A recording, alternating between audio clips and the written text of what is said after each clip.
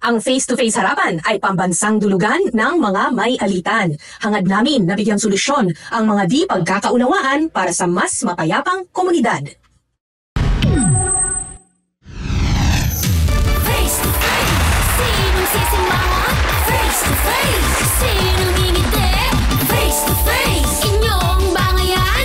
Face-to-face, huwag mong talikuran, harapin mo face-to-face.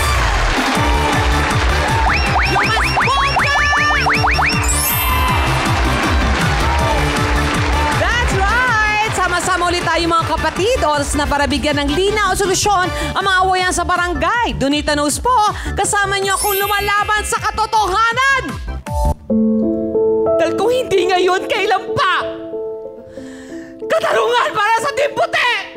Puti! Puti! Puti! Puti! Puti! Puti! Puti! Puti! Puti!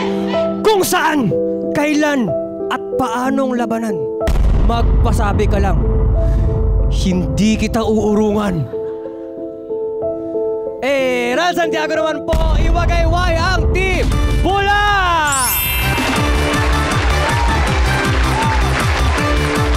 Tama na! Ba't hindi mo pinasok? Kasi alam ko ipupunas ko lang din sa'yo. Pero hindi mga kapatid, now showing ang talakseri ng totoong buhay. Ito ang Face to Face Harapan! Sila naman ang walang drama-drama dahil lagi silang nagpapakatotoo sa pagbibigay ng patnubay at komento. Please welcome our harapang tagapayo, ang ating eksperto pagdating sa usapang legal, Attorney Lorna Capuna. And our spiritual advisor, Dr. Love June Banag! At kasama rin our resident psychologist, Dr. Camille Garcia. Kompletuhin na natin ang harapan. Tara na't ingay para sa ating tagapamagitan. Hindi ubra sa kanya mga madrama at paawa lang. Ang ating pambansang referee, Corina Sanchez Rojas! Ate Coring! Ate Coring! Ano ba yan? Parang niyo akong tinatawas. Ano yung mga ganyan-ganyan nyo? Parang niyo akong kinukulam. Okay. Si pambansang pogi talaga, tsaka si pambansang pretty, pinapanindigan.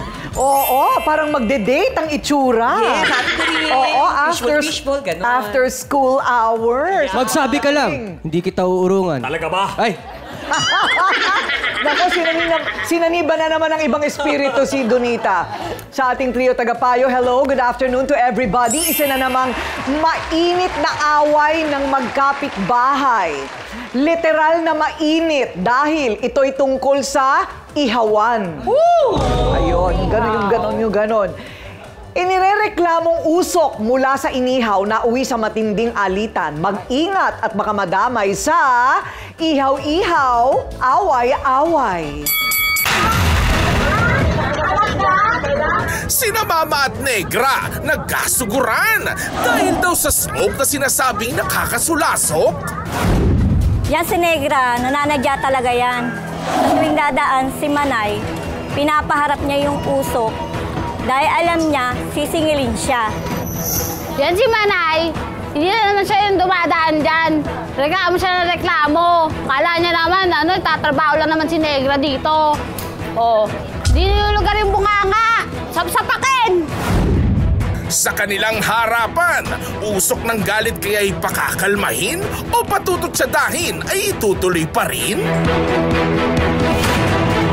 Okay, pakiramdam niya ay sinasadya kasi ng isang tindera ng ihawan ang itutok sa kanya ang usok, 'di ba? Pero sabi naman nakita natin sa video, marami namang dumadaan doon, paanong pepersonalin. Pero para nga daw pinepersonal talaga siya sa maperwisyong paraan. O eto, pakinggan na natin kung ano yung sinasabi niyang problema niya sa ihawan. Mama, humarap ka na.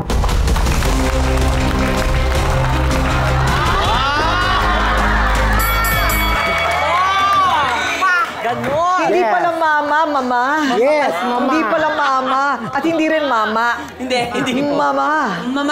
Mama. Ano naman ang problema, mama? Eh, yun po sa usok na palaging pagka dumadaan ako, pinapausukan ako. Oh. Eh, para kang sasabong, gano'n. Kaya nga po, Oo. pagka papasok ako o lalabas ako ng kanto pagdadaan ako, inuusok sa akin. Yung usok, ginagano sa akin. Okay. Karaniwan, merong dahilan yan. Ano ang pinaghihinalaan mong dahilan? Kasi po, may utang siya sa akin. May utang po sa tindahan namin. Na ang tagal-tagal na, hindi pa binabayaran. Okay. Magkano? Kasi dalawa sila magkaibigan na taga ron sa amin, tigti 3,000 sila mahigit. Ayun. November pa na umutang sa akin at sabi babayaran lang, katapusan. Puro ganun ang sinasabi sa akin. Okay. Kaya ako nagagalit sa kanya, kaya pati siya nagagalit sa akin. Pagka dumadaan ako, palagi ko kasi siyang sinisingil. Kaya nagagaan sa akin. Para hindi mo siya masingil, kaya inuusukan ka ng ganon. Minsan na bumili ako, gusto ko iawas yung binili kong barbecue doon sa kanila para yung utang niya mabawasan. Ayaw niya naman. Ano gagawin ko? Pero ayaw niya. Ayaw niya. Ay, bakit nga naman? Di sana araw-araw may ulam ka na. Kaya nga. Kaya masusuka ako pagka araw-araw yun. Hindi naman pwedeng araw-araw barbecue. Ano bang binibenta niya? Yung mga tenga ng baboy, yung mga baga, yung mga ganon, mga dugo, mga isaw. Isaw. Mga ganyan. Dok Camille, kapag parati ka nakaka-inhale niyan, masama yan, sa baga. Ay, totoo yun. Nakakadulot ng cancer yan. Totoo po yun, Ate Kuring. Dahil kasi alam niyo yung inhalation na ganyan, paano kung may asthma kayo, lalong lalala. Yes. Tapos kung wala, pwede magkaroon ng bronchitis and even pneumonia. Yung tinatawag, walking pneumonia sinasabi.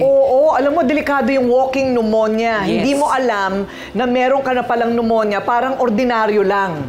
Yun ang nakakatakot. Walang symptoms. Bigla ka na lang matitigok. Totoo yan. Totoo yun. Ano naman ang iyong katibayan na sinasadya niya? Talaga namang marami naman daw dumadaan doon. Maraming dumadaan, pero pag ako na talagang, ang paypay niya talagang ginagano niya. Iba yung paypay lang na di ba po? Pag ako na talaga todo. So, parang ganito. Pag normal lang kasi ng paypay ng barbecue, parang ganyan Ate Kuring, di ba? Ganyan lang. Tapos parating na siya. Mismo. Parang feeling ko ganun Mismo. Okay. Pakita nga natin, Ryle, sa ating mesa ng ebidensya, ang listahan ng utang. Ayan, ang listahan ng utang. Tumataginting na... Bakit Darna? Sino si Darna? Siya rin po yan. Siya rin yan, si Darna. Darna and Tess. Darna and Tess. Iisa lang yan. Okay. Merong piatos, merong shampoo, gin. Okay. Okay. Merong large diaper. Bakit? Ano ba siya? May mga anak. Meron po. May mga anak, ayun. May mga bigas, 2,147. Okay. Back to back po yan. Back to back? Ang dami. Ay, parang pelikula, back to back. Marami.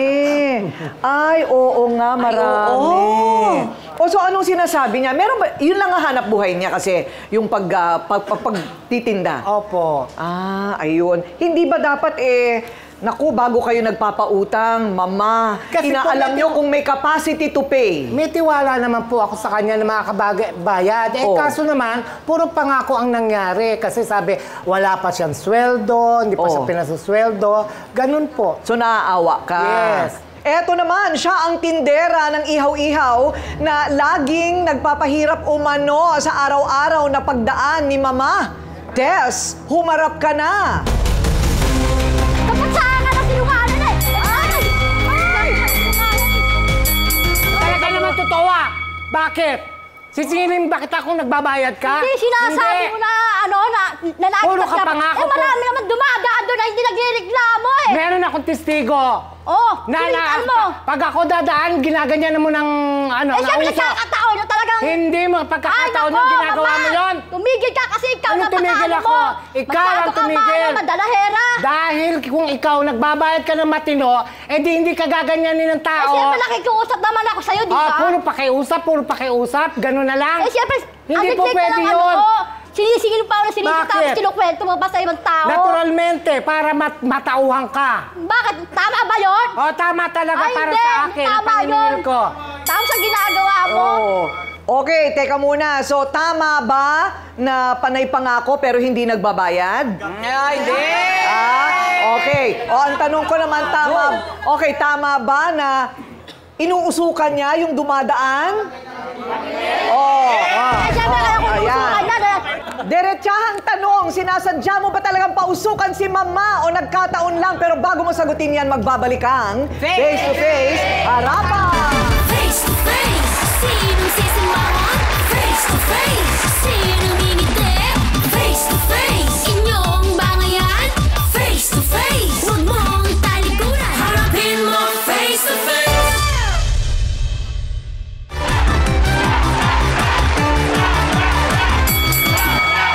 At sa pagpapatuloy ng ating usapan tungkol sa away sa ihawan, ito na, Tess, yung aminan na talaga.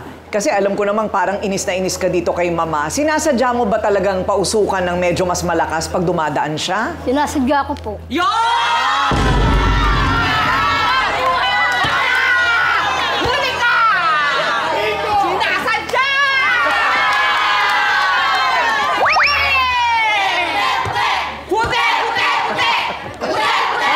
Hoy! Hindi dyan... Yes, Ryan. Hindi. Ryan. You wait lang. You wait lang daw. Okay. Teka muna. So, sinasadya mo. Meron siyang dahilan para mabuisit. Okay. Rahel, pakita nga natin yung yung isa. Ito yung pwesto niya, ha? Ganito ang pwesto niya. Sa totoo lang, marami naman talagang dumadaan na iba. Pero pag dumadaan si Mama, medyo inaano niya, medyo mas malakas ang hampas ng kanyang paypay. Pero sa totoo lang, Tess, eto yung eto yung listahan mo ng mga utang. So, nagmamagandang loob din naman pala sa'yo dati si Mama. Bakit ka naiinis sa kanya? Kasi po, ma'am, pagka, lagi niya ako ino-okray eh. Ino-okray? Opo. Bakit? Tulad ng? Tulad niya, lagi siya sabi niya, Negra ka, ganyan. Ang dami mong utang. Minsan sinisismis niya pa po ako sa mga kapitbahay namin. Parang hindi siya naaawa sa akin. Tapos kung ano pa sinasabi niya, ikaw marami ka nga mga anak eh. Ba't naalaga mo may mga anak mo? Sinasabi niya. Ang mga utang mo, tsaka makabayad, tsaka anak ka pa. O bakit? Nakakano naman nakikiusap naman ako sa'yo, pero nagbabayad naman ako. Nakiusap. Sige Diba? nga, ilang beses ka nakiusap. Ang dami na. Oo, kasi kasabi ko walang bayaran talaga ako ngayon. Di ba, naintindihan mo? Ayaw mo kasi makinig, tapos nakikipag-dismisa ka pa. Kung kanina ba kinakain ka mga ano ko. Ilang extra na yun? Dismiss mo pa ako. Okay, pakinggan naman natin, nagsalita na tayo, pakinggan naman natin ang talambuhay ni Tess. Saan ba nanggagaling yung hirap at hindi siya makabayad? Ilan ang anak mo? 8 po. 8? Bakit parami ng parami? Anak ka kasi na anak. Ayun. O yan, di ba? Nag-o-cry ka? Anak Anak Ito ka na kasi anak. hindi magkaanak. Kasi bakla siya. Bakla kasi ang yan. Kaya ganyan Sobra! Anak mo, meron kang asawa? Meron po. O may pakinabang ba asawa mo? Kasi po nung may trabaho siya, pintor po. Pintor, tapos? Humina po kasi niya dyan, nagkasakit din po siya. Kaya, Nagkasakit? Anong sakit? kasi po, di ba, pag pintor, parang... Nakakalanghap yan ng mga Parang mahina chemical. lang, gano'n po, inuubo, gano'n lang po. Inuubo? Tapos, Sabi mo syempre, na yung mga boss-boss, pagka ganyan na inuubo, di ba, parang ayaw magpagawa. Pero teka muna. So ngayon may sakit siya. Ano na po, igi-igi na rin po. Medyo igi-igi na. Kailangan patignan mo ang baga niyan. Kasi yung ganyan inuubo, dahil nga sa pintor, baka meron ng something dyan sa baga. Hindi, nagpatingin naman po siya, wala. Wala naman, okay. Basta may ano lang po siya, yung parang nanatalo na lang din po siya, yung parang ano na rin po niya pumasok din po. Kailangan maghanap ng trabaho, tapos maglagay ka na lang ng N9. Yung N number 9 na mask talagang saradong-sarado. Magkano kinikita mo sa pagtitinda mo araw-araw? 300 lang po. 300 isang Pagka araw? nakakaubos na po. 8 ang anak. 300 lang isang araw ang kinikita. Paano nyo pinagkakasya yon? Minsan po kasi may nag-aaral sa akin, minsan po, bibila sa kilong bigas, tapos minsan laki na lang itlog. Yun na lang po ano po namin. Tapos, Eh, yung matitira baon ng mga anak ko po. Kasi pumapasok, dalawa po yung high school ko, dalawa yung elementary ko po. Ano po? May dalawang high school, dalawang elementary. Opo. Ikaw ba ay nakakatanggap ng 4-piece galing gobyerno? Meron naman po. Kasi Meron po, naman. dalawa po yung kasali ko po yung high school. Yung po. Okay. Ganun ba yun? May limit ba yun, May attorney? limit po yung kasi 3 lang po kasali, isa natanggal na po. Ah, Ay, dalawa okay. lang po silang kasali. O teka muna, pwedeng ipalit yung susunod kasi 8 ang anak mo. Sabi daw po kasi hindi na raw po pwede. Ganun ba yun, Attorney Lorna? Kunwari, 3 lang ang pwede mong i-enroll sa ipasok no sa pagrerehistro ng 4-piece.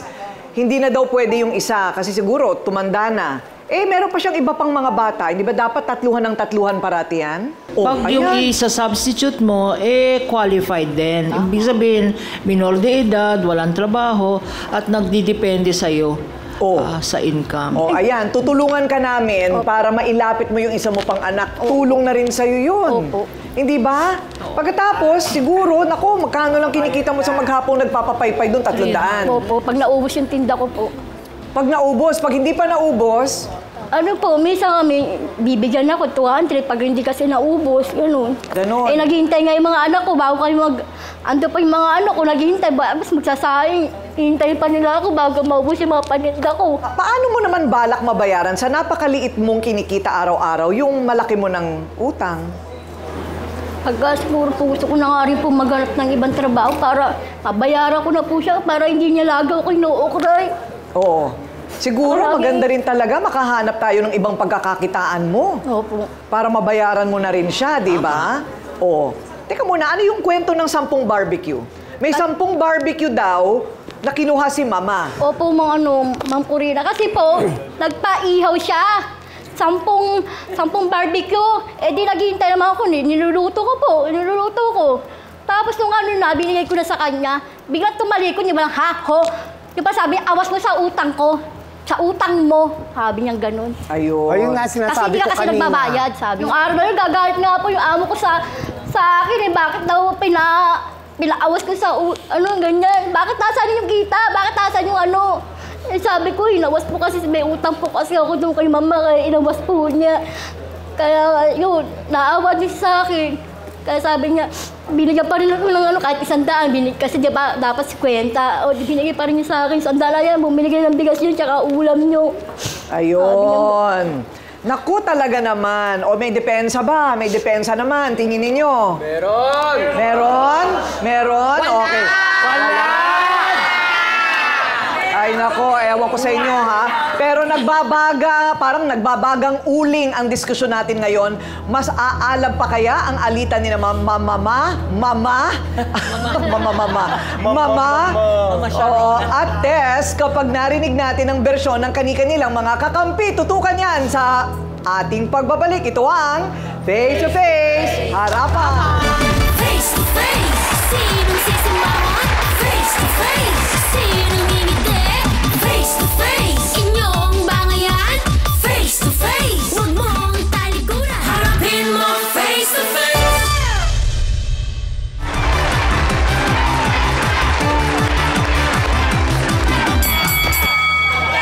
Oh, bawal ang hilaw at bawal din ang sunog. Sa inihaw man o sa katotohanan, dapat sakto lang tayo dito, ha? Kaya tawagin naman natin ang bersyon ng kakampi ni Mama. Ayan, ang pangalan niya, si Medi. Humarap ka na.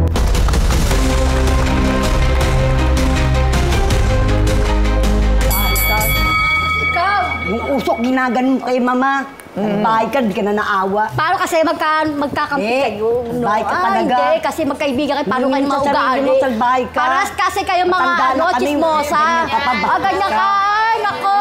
Oh, talaga, kasi sip ka kasi kay Mama. Ganyan ka. Kasi talaga naman eh. Di ba magkaano kayo? Ibang tao na nagsasabi. Nagsasabi. Hindi na ako. Masyado kang madrama. Ayaw mo sabihin Drama, totoo. Oh? Ano, meron kayong comment dyan? Parang may narinig ako. Ano yung sinabi nyo? Teka muna, ayan, yung microphone, hintayin mo. Oh, tayo. Ikaw na may utang, ikaw pa matapang. Hindi ako matapang. Ayun. Kumaano ka kasi hindi mo kasi alam ang dahilan. Ay, nagkaganyan ka.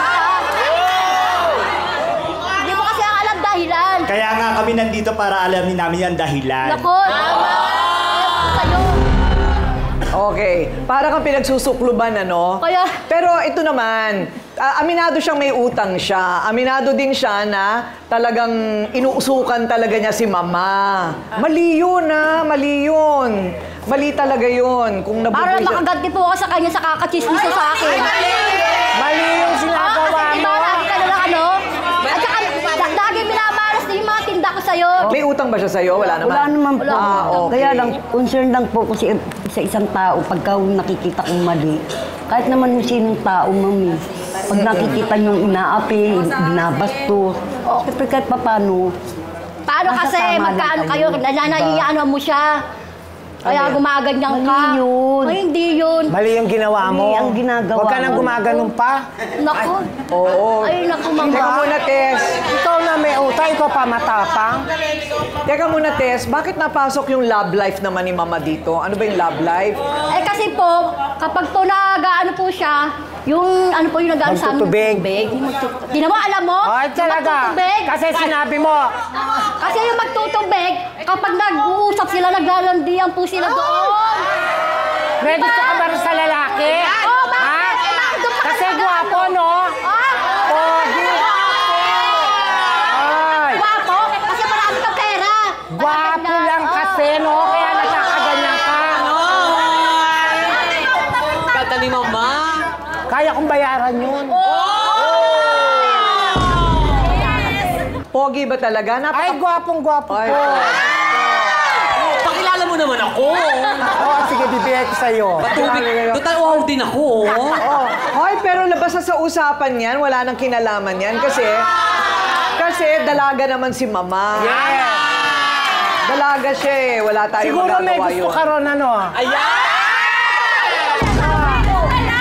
Gusto may Si Tess, pero si Tess ba mayroong atraso sa'yo mismo, Medi? wala naman po, ma'am. Kaya lang po, minsan po, kada uutusan ko po yung anak ko na bibili sa kanya, lagi pong sunog. Ay, laging Hindi ko sunog. alam kung bakit. Kasi minsan po nga sinasabi ko. Sunog! Eh, kasi negra yung nagtitinda, kaya sunog din yung Kaya sabi ko sa kanya, Ano sunog? Kasi kasi ma'am, yung anak niya ma'am, di sabi niya, nagpapaluto si mama ng tostado. Eh, kinuluto ko naman sa tostado. Binigay ko sa anak niya, tapos nang bumabalik yung anak niya, Yan ka. nagreklamo, pati siya, kung sila isauli yung yung barbecue, paano naman po ako? Diba? ma'am, paano hindi ko pipilitin isoli? Eh, kasing kulay niya yung Ikaw, pareho sila nag-o-cry, diba? Ay, kakain ko ba yun? Ayusin mo trabaho mo! Pareho kayo mga Ayusin mo trabaho mo para hindi ka mapagsulong. Hindi ko Ulam ko ba hindi ko yun? yung sunog. Talagang tostado lang kasi nabi ng anak niya na tostado yung Uy, pero ano ha? Oo nga, tostado, pero hindi naman sunog. Okay. Hindi naman itim. Pero minsan lang nangyari yun. Ma'am, lagi po, Lagi. Dati, sinungaling ka lang eh, no? Makapagkwento ka lang. Pero alam nyo, yung ganyang pangbubuska sa itsura ng tao, bawal din sa batas Kaya yan. nga po, ganyan Naano yan na eh. po kasi ako, Bakit napuputi naiinip po sila? kami. Ganyan kayo? Oo. Ito na. Tawagin naman natin ang kakampi ng inirereklamo ang magsasabing mabait naman na tindera si Tess. Ann, humarap ka na.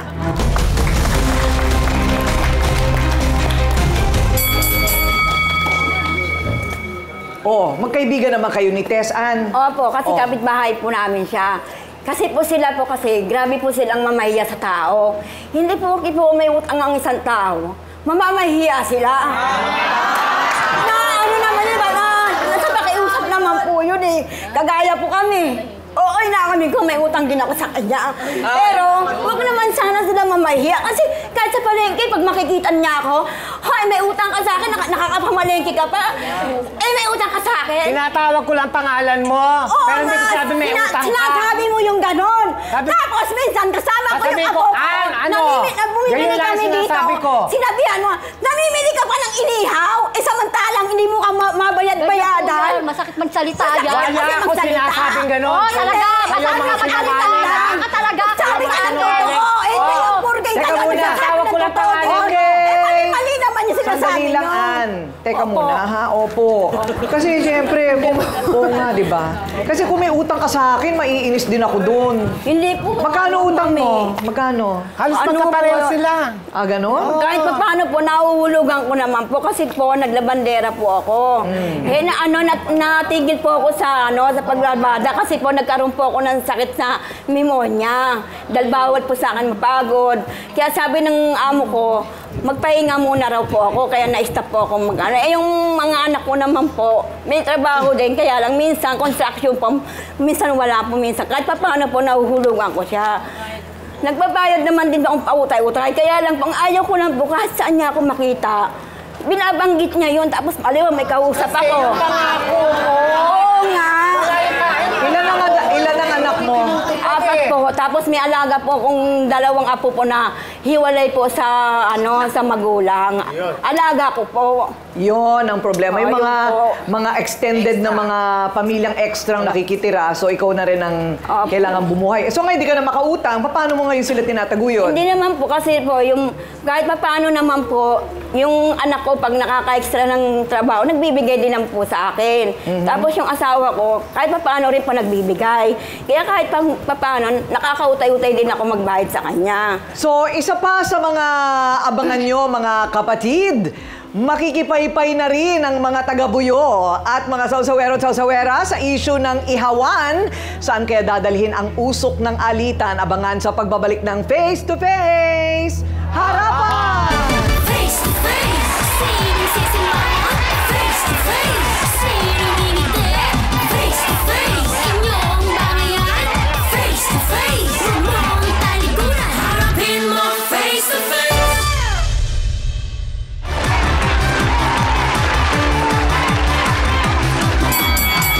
Donita and Ryle. Wag niyo sabihin, ako, nangungutang din ako. Wag niyo sabihin, never ka nangutang.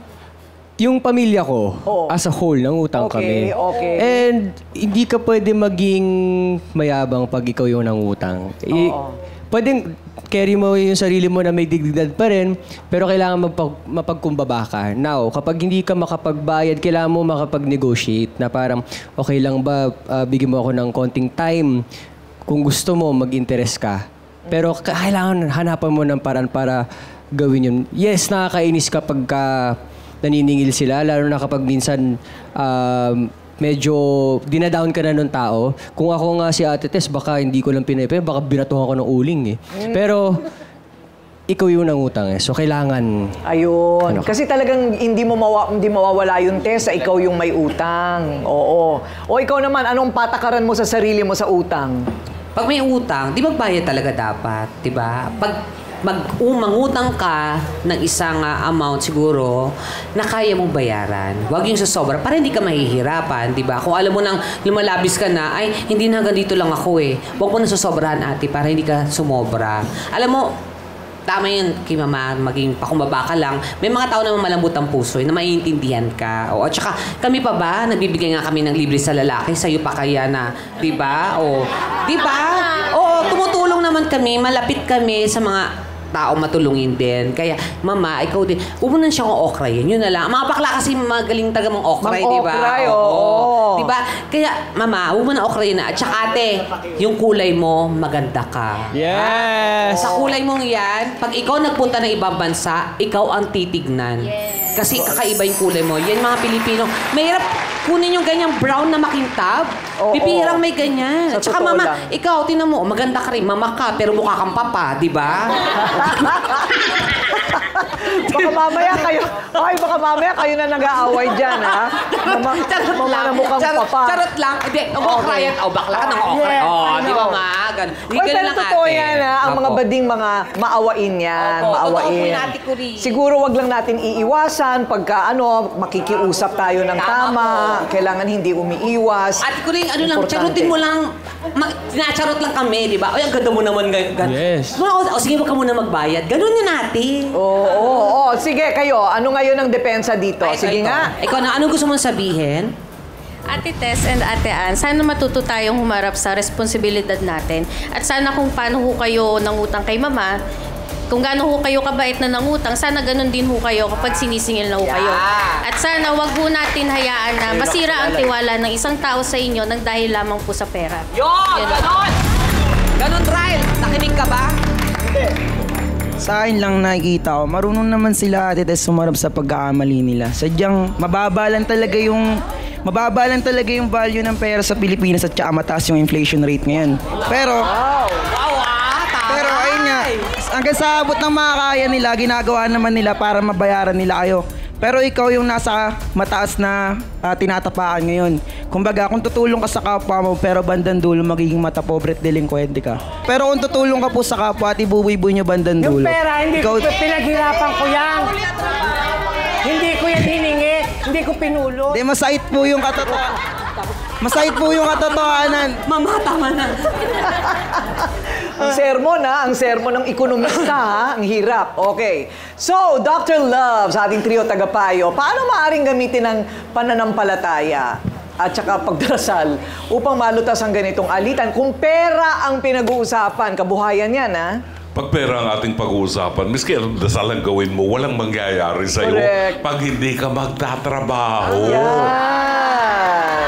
Unang dapat nating isipin, huwag tayong mangutang ng hindi natin kayang bayaran. At kung tayo magbabayad, kung gusto, maraming paraan. Kung ayaw, may dahilan.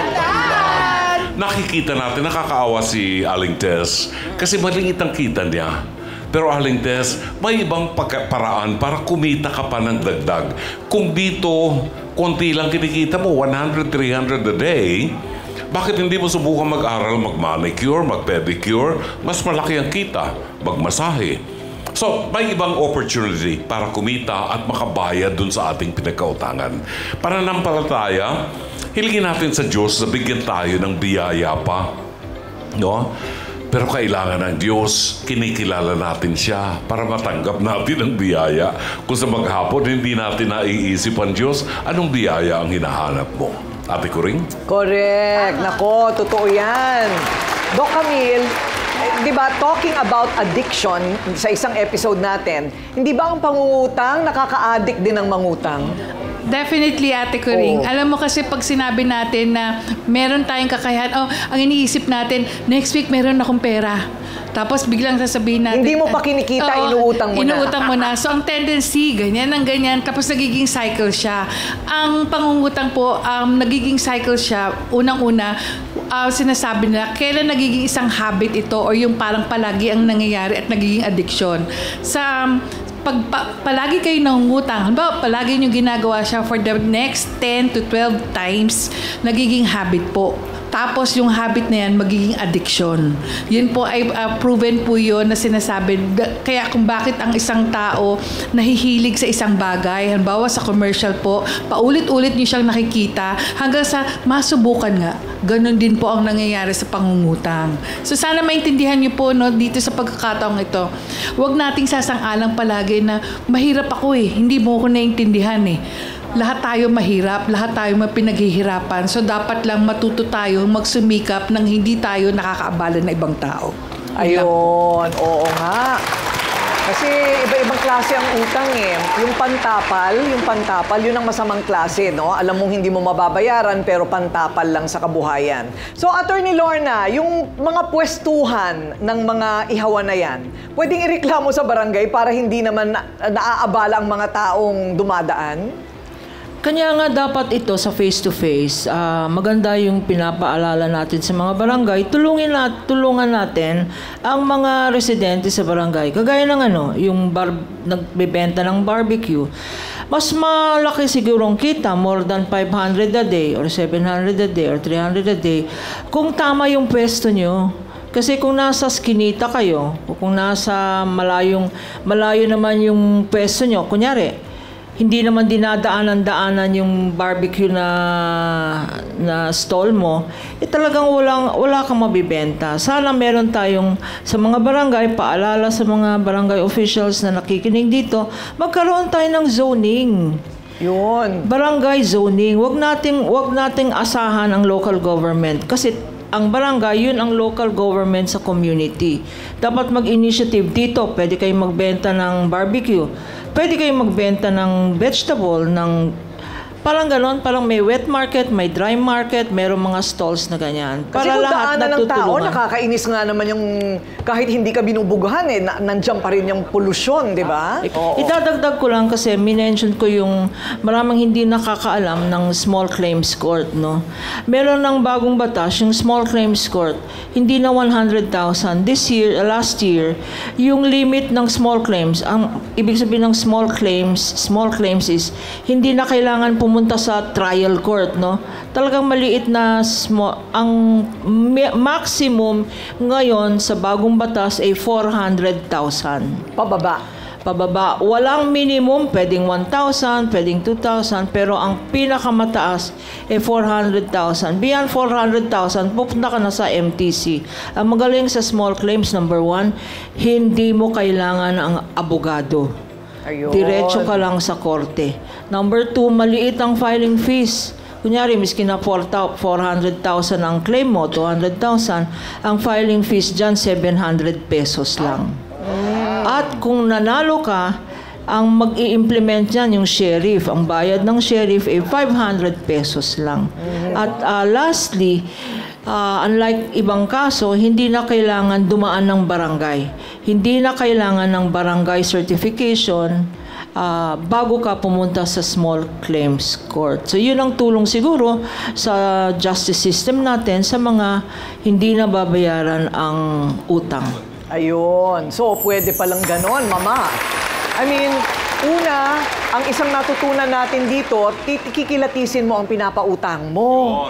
Kikilatisin mo kasi kung wala talagang kakayahan, baka mabaon lang sila sa utang, ikaw rin mabaon yung iyong negosyo. Eh, yung awa kasi. Oo, yung awa rin kasi marami silang anak pero wala, napapalitan din ng pangungutya. Kita mo na, yung awa, so yung dignidad na yuyuraka. Alam mo yung ganon, pag mali, tinapalan mo ng mali, edi mali sa mali, di ba? Puro mali. So, kailangan ayusin natin ng tama, ha? Tuluyan na kayang matusta ang dating pinagsamahan ni na Mama at Tess na dati naman nagmamahalan o magbaga pa ulit ang apoy ng kanilang pagkakaibigan. Sama-sama po nating pakatutukan dito lang sa Face to Face Harapan. Face to face, sinong sisimangon? Face to face, sinong ngingiti? Face to face, inyong bangayan? Face to face, huwag mong talikuran, harapin mo face to face.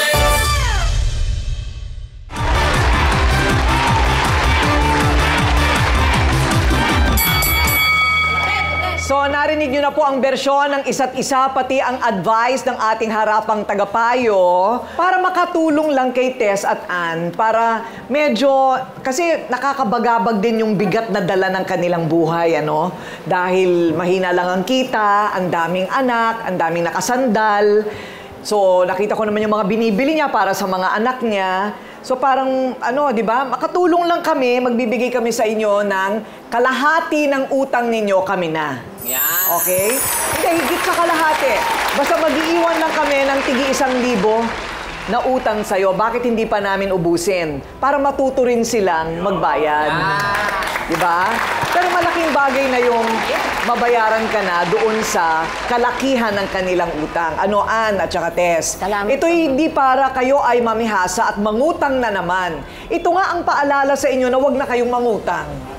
Diba? So makakagaan sa inyo, tapos ilalapit namin kayo sa TESDA, baka meron kayong ibang pwedeng pagkunan ng hanap buhay, o kaya sa barangay, maliban doon sa pagtitinda, pwede street sweeper, o baka meron pang ibigay na trabaho ang barangay sa inyo, okay? Para makatulong man lang kahit kaunti. Ikaw naman, mariwasa naman, maayos ka naman sa buhay mo, basta yung utang nila bayaran namin sa iyo, ha? Okay. Okay, very good. So, dahil dyan, may tulong kami, pero may kapalit. Kailangan magbati kayo ngayon. Hindi na daw siya mangungutya. Hindi na daw siya mangungutya. At ikaw, hindi ka na rin papaypay ng uso. Tama? O, may kasalanan ka rin. O, ayan, magkita kayo ngayon sa gitna. Sige na, Mama. Kainusukan mo pa ako, ha? O, hindi na.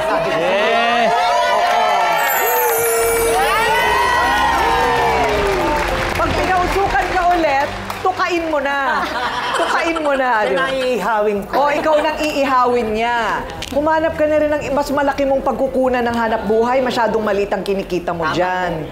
Diba? Tutulungan ka namin dyan. Ay, salamat, nagkabati rin kanina. Kung Naku, parang wala nang katapusan. Ang utang po ay hindi masama, ha? Kung ito po ay gagamitin para sa pamumuhunan, para mapalago ang kabuhayan o negosyo, okay lang ang umutang. Pero ang utang po, pinaplano yan kung hanggang magkano lang at kung paano babayaran. Hindi yan basta bulag kang uutang ka lang ng uutang, ano. Pero kung ang utang ay pantapal sa araw-araw na buhay at malinaw na hindi tayo makakabayad, huwag na lang. Diba? O utangin lang natin ang talagang pinakakailangan natin at planuhin at itrabaho kung paano babayaran. Ang pinakamaganda, magtrabaho na lang tayo, magsipag, humanap ng mas malaking pagkakakitaan, kumita, huwag mangutang at palaguin ang kaperahan. Okay? Financial literacy ang tawag po dyan.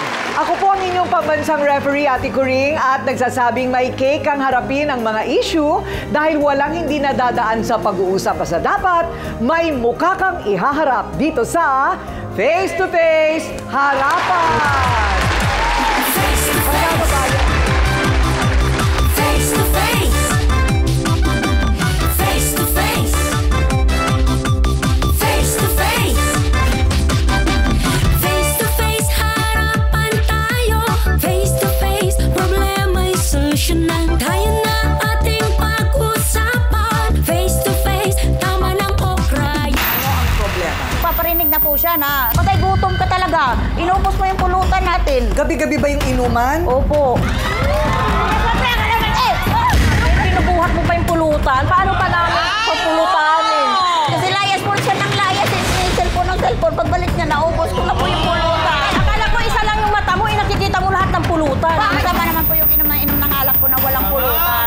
Matakaw po kasi siya. Lagi mo na lang akong kakatan. Tapos pagpaparating ako, huwag mong gawing kanin ang